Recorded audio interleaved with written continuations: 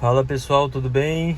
Estamos aqui no canal Fale com o Dono. Hoje eu queria falar com vocês sobre duas coisas. Uma é o chamado amaciamento do veículo nos primeiros quilômetros e outra coisa sobre a calibragem dos pneus. Então vamos lá para o que diz o manual, porque existe muitas lendas a respeito, né, de amaciar o motor. Precisa amaciar, não precisa, como faz? Eu tenho que esticar as marchas o tempo todo. Então vamos lá, vamos ver o que diz o manual. Que o manual é a nossa principal fonte de informação. É certo que muitas vezes acontece o fabricante não especificar alguma informação, mas olha só o que diz o manual da Hyundai sobre a rodagem inicial do seu veículo. Seguindo algumas poucas preocupações simples para os primeiros 1000 quilômetros, você pode acrescentar economia e maior vida útil ao veículo, além do desempenho. Aí olha só o que eles recomendam para os primeiros 1000 quilômetros. Não force o motor, ou seja, dirija tranquilo.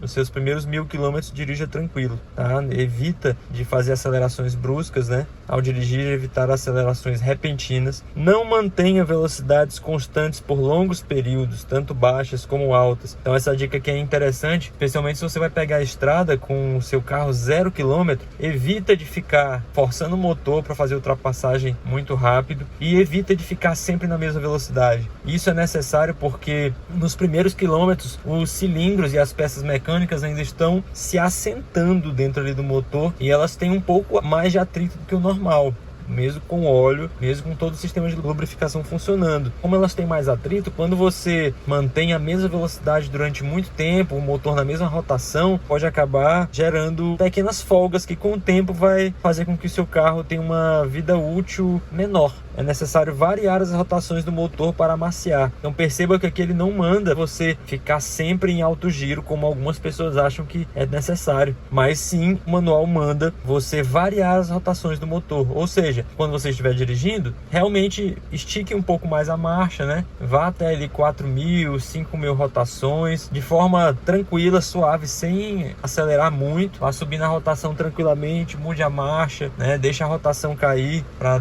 2.000 giros, menos do que isso, fica variando, fica ali um pouco em média as rotações, 3.000, 3.500. Isso vai ajudar bastante seu motor desamarrar, como a gente chama, né? Evite freadas bruscas, claro, exceto em situação de emergência, para permitir que os freios se assentem, né? Dentro do possível, claro, numa situação de emergência você vai frear mesmo para não bater, né? Mas no dia a dia, no uso comum, frear suavemente, acelerar suavemente, vai fazer com que seu carro tenha um amaciamento muito melhor. E aí ele fala o seguinte: não reboque trailer durante os primeiros 2.000 km de funcionamento também. E olha só, o meu carro tá com 4.000.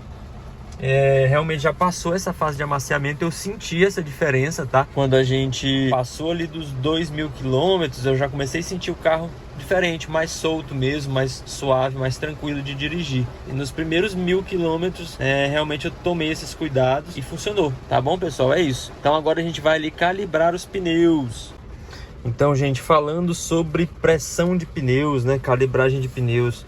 Olha só, tem dois lugares em que o manual fala sobre isso, né? Um aqui é no início, né? Na seção 2, página 12, fala que você deve seguir as recomendações de calibragem da plaquinha que está aqui na porta, que daqui a pouquinho eu vou mostrar para vocês, né? E ele fala aqui, ó, que você pode aumentar a pressão padrão especificada para 3 PSI caso sejam esperadas temperaturas mais frias, porque normalmente os pneus perdem 1 PSI a cada queda de 7 graus na temperatura. Ou seja, se você está num lugar que você está a 30 graus, mas você espera que a temperatura no dia baixe para 23 graus, né? Se a previsão do tempo diz que vai baixar para 23, você pode colocar aí 1 PSI a mais, porque ele vai baixar 7 graus e a cada 7 graus o pneu perde 1 PSI. Aí você faz a conta aí de quanto que varia a temperatura da sua cidade, né? Para que você mantenha o pneu sempre próximo ao ideal. Mesma coisa vale para o contrário, né? Se você está num dia muito frio, você está calibrando o pneu de madrugada, mas de repente você sabe que durante o dia ali a temperatura vai aumentar bastante, 7, 10, às vezes até mais, né? 12, 13 graus de diferença. Tem lugar que tem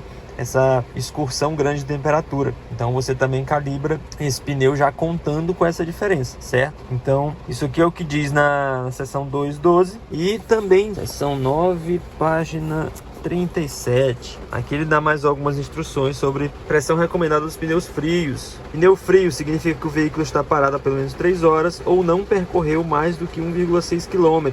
Pneus quentes normalmente excedem a pressão dos pneus frios em 28 a 41 kPa, que é equivalente a 4 a 6 PSI. Então, se por um acaso, esse não é o ideal, mas se por um acaso você não consegue calibrar seu pneu a frio, você só consegue calibrar ele depois que você já está rodando durante o dia, considera colocar aí uns 4 PSI acima, né, do padrão. Parece um pouco absurdo, mas não é, porque quando o pneu esfria, ele perde pressão.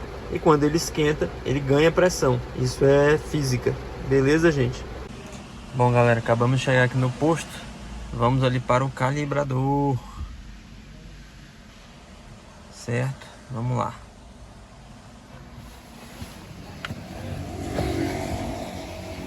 Pegar uma L é melhor. Vamos lá selecionar aqui 33. Deixa eu mostrar aqui para vocês primeiro.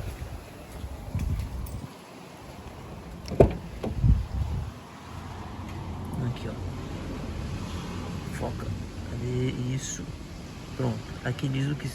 Se eu estiver com pouca carga, 33 libras. Se eu estiver com muita carga, 35 libras. Como geralmente eu ando com pouca carga, vamos colocar 33 libras. Ok?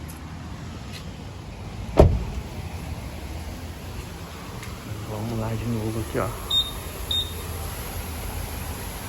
33 libras. Se você quiser deixar um pouquinho mais para aquela questão de temperatura que eu falei, você pode colocar aqui, né? Seleciona. Eu vou deixar 33 mesmo, tá bom? Vamos lá. Se você gostou desse vídeo, se inscreva e deixe seu like.